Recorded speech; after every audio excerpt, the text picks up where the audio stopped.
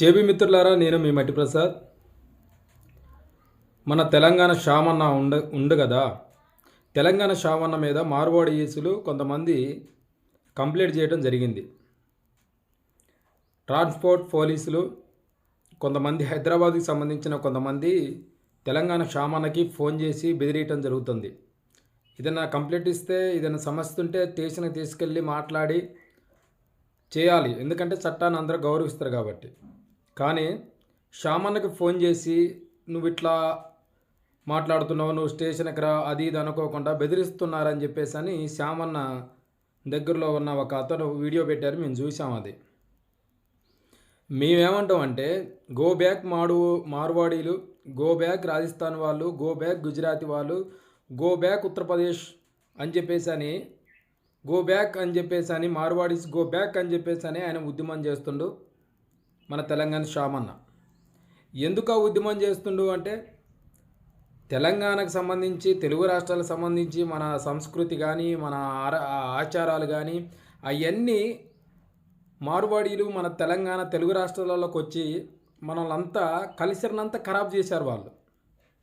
అట్నే కాకుండా ఊర్లలో, సిటీలలో వాళ్ళే స్వీట్ షాపులని, పానీపూర్లని, బల్బులు అని చెప్పేసి అని, గ్రానైట్స్ అని చెప్పేసి అని రకరకాల వ్యాపారాలు పెట్టి వాళ్ళ దగ్గరికి ఏదైనా వస్తువు కొని మళ్ళీ తర్వాత రిటర్ను వాపస్ సీట్ అనుకోపోయినప్పుడు, లేకపోతే క్వాలిటీ లేదన్నప్పుడు, అడిగినప్పుడు ఉన్నప్పుడు కులం బట్టి అడిగి ఆ ఎస్సీయా, బీసీయా, ఈ ఎస్టీయా అని చెప్పేసి అని, ముస్లిమ్సా అని చెప్పేసి అని అడిగి ఈ మార్వాడీలు దాడి చేయడం అనేది మన తెలుగు రాష్ట్రాల్లో మనం చూస్తూనే ఉంటున్నాం.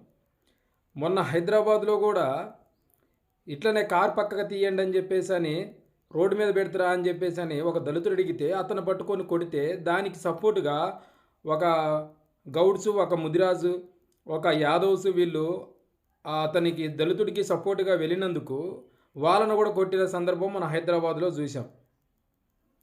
ఇలాంటి దాడుల మీద మార్వాడీల్స్ చేస్తుంటే వాటిని ఖండించడం కోసం తెలంగాణ షామన్న పోలీస్ స్టేషన్తో మాట్లాడటం కానీ, ఎస్ఐలతో మాట్లాడటం, పోలీస్ స్టేషన్లో కంప్లైంట్ ఇవ్వటం, వాటి మీద మాట్లాడుతుంటే షామన్నని బెదిరియటం, షామన్నకు ఫోన్ చేసి బెదిరియటం. ఇప్పుడు గో బ్యాక్ మార్వాడీలు అంటే తప్పేముంది అందులో? మీరు బ్రతకటానికి ఇక్కడికి వచ్చిన వాళ్ళు, మేము బ్రతకమంటున్నాం, కానీ మమ్మల్ని ఏదన్నా జరిగితే మా మీద దాడి చేయడానికి మీకు ఎవరు హక్కు ఇచ్చారని చెప్పేసి అని మేము అడుగుతున్నాం.